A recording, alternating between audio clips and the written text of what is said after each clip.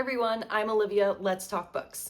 Today's video is a little bit of everything. I'm gonna give you a bookshelf tour, and then I'm gonna reorganize my bookshelf and do a little bit of an unhaul as well. Even though I'm an avid reader and average 100 books a year, I have a very minimalist bookshelf, which I define as owning less than 100 books. And of course, I do love other people's massive home libraries. I just love them from afar. The way a bookshelf is intentional for me is by having all the books be ones that I've read and loved, and be ones that I want to annotate if I haven't already. This is my main shelf right here. I do have a book cart across the room that I'll show you. I classify those books as ones I'm not committed to, ones that I haven't read yet, books that have been sent to me by publishers, usually a pile of what I want to unhaul as well, that I just haven't had time to go to my local used bookstore to sell or just donate to a little free library. My book cart is a mess. My bookshelf is a mess. Let's do the bookshelf tour so I can then reorganize everything and get things to a place that makes sense. This is my current bookshelf and what I'm working with. It's about the same height as I am. Actually, that's not true. I'm only 5'8" and this is probably a little over 6 feet, but it does create an optical illusion that makes me look much taller and out of proportion. Up here we have my special editions. I don't collect books that have deckled edges. I prefer my special editions to be signed by the author, but sometimes that isn't always the case. This copy of Addie LaRue is in French that my mom bought for me when they were traveling, and then these copies of Anne Lake are also signed and personalized. It's just regular Tom Lake in hardcover, and this is the Bel Canto annotated edition. And I'm a subscriber to the New Yorker, and I have this 100th anniversary edition that came out earlier in the spring. Again, for their 100th anniversary, this is their Century of Poetry collection that was actually sent to me by the publisher. Usually it stands up like this, but I don't think it's going to be able to anymore. So we'll see what I end up doing. And these are just decorative. Okay, going down to the next shelf, I have classics, advanced copies, and then my Hunger Games set, and then a few other decorative items. This is a super cute library air freshener that one of my friends got me. And then this is my favorite mug from the Art Institute of Chicago. I just don't use it. I don't want it to break, so I keep all of my annotation supplies in it. This is also kind of a mess right now, but that's okay. These are some of the books I read in September that just need to find a home. And then going down to the next shelf, these are all of my paperbacks. I prefer paperbacks. It actually kills me that paperbacks wait a year to come out. And a weird thing that I like to do is I organize by publisher. I don't think it necessarily makes a difference that it's organized by publisher. It's just a personal preference because when you have so few books, I'm not really searching and looking through authors alphabetically by last name, and I don't think I have enough to make it make sense to where I would organize it by color. So I settled on publishers. And then I'm reading the National Book Award fiction long list. This is one that I have on my TBR and it's to find a home. And then the next shelf, this shelf is busy and really why I need to organize it all. This is the National Book for Fiction long list that I've already read. These are books that I still need to read. Once a year, I place an order from Blackwell's to get books from the UK. So half of these are from my UK order, and then some of these are just books that I want to read. We move these.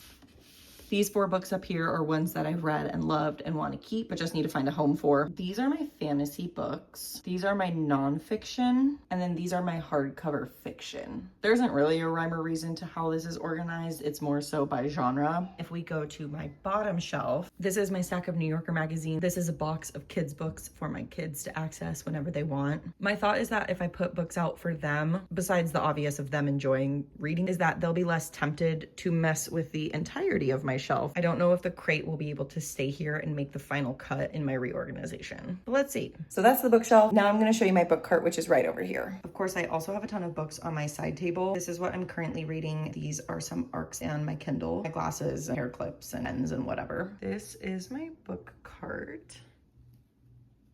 Just ignore the tote bags and mailing mess that this is. Up here is my physical TBR. It's become much more than that as there are books back here. This second shelf includes physical backlist TBR, also some publisher mail that I've read. These are my library books in my last aardvark box. I subscribe genuinely with my own money. This is not sponsored, but because I do have my aardvark subscription, I'm also putting all of those books down here. I'm not going to keep all of them, but I do want to do like an end of year post. That way I can just keep all of them in one space. Now I need to reorganize everything. I'm gonna put my hair back and put an audiobook on. I'm currently tandem reading The Wilderness, so let's get to it.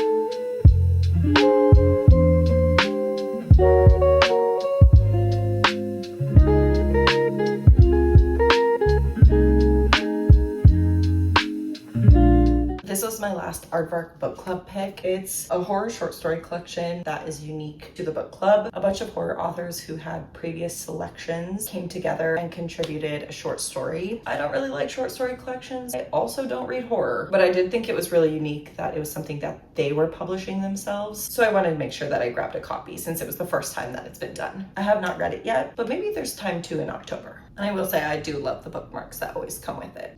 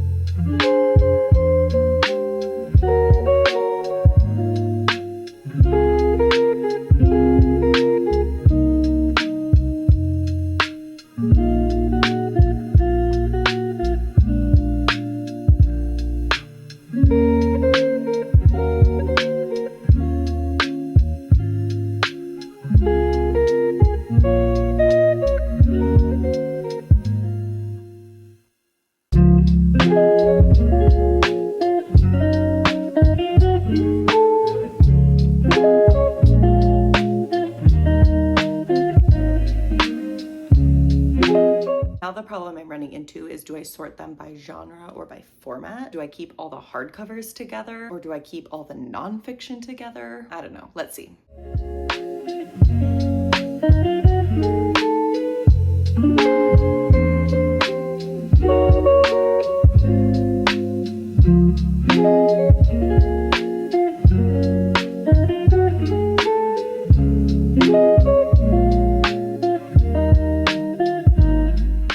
So I actually am gonna have to pause it here and pick up filming at a different time. I have to go pick up my daughter from school, which is good because I think I need a break. I'm looking at books too much. So I'll see you shortly.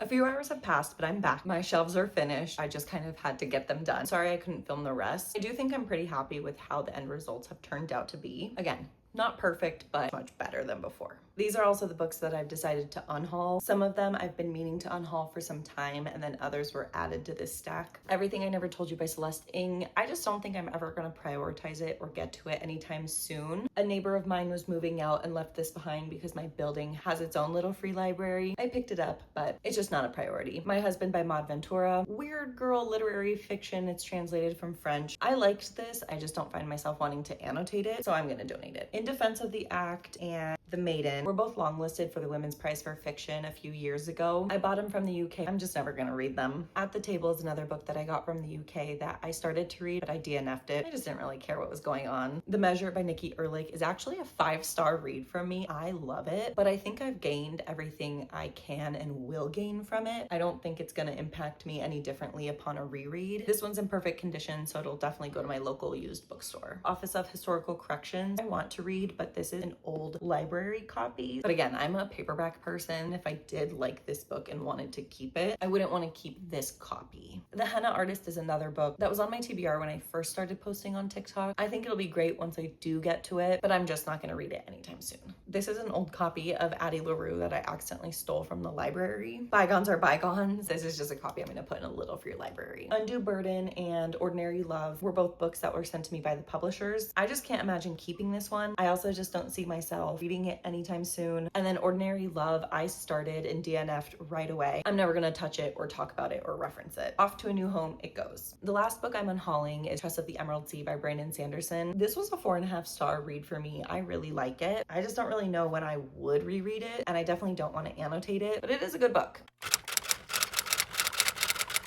So the top shelf pretty much stayed the same. I just added a few more signed copies and all of my knickknacks are up top. On my second shelf, we have all of my classics and my copies of the Hunger Games, Parker Poetry Collection, and then all of my advanced copies. They're by size, not by date. And then on the third shelf, I kept all of my paperbacks the same by publisher. On this fourth shelf, I have my fiction hardcover books and then some fantasy paperbacks. And this awkward gap is going to be filled in once I add more hardcovers that I need to still buy. But I do think that if I'm doing any reading challenges, I'm gonna keep that in a stack right here. New Yorker magazines are back here. My kids' books were able to stay. And then I put all of my nonfiction down here. It's not organized, but they're just here. And then again, on my book cart, we have all of my physical TBR, books from publishers that I've read and I'm gonna hang on to, my aardvark books, and my backlist TBR. And there you have it. That's my bookshelf tour, reorganization, and unhaul. If you like this video, make sure to like and subscribe. As always, I'm Olivia. Happy reading. I'll see you next time.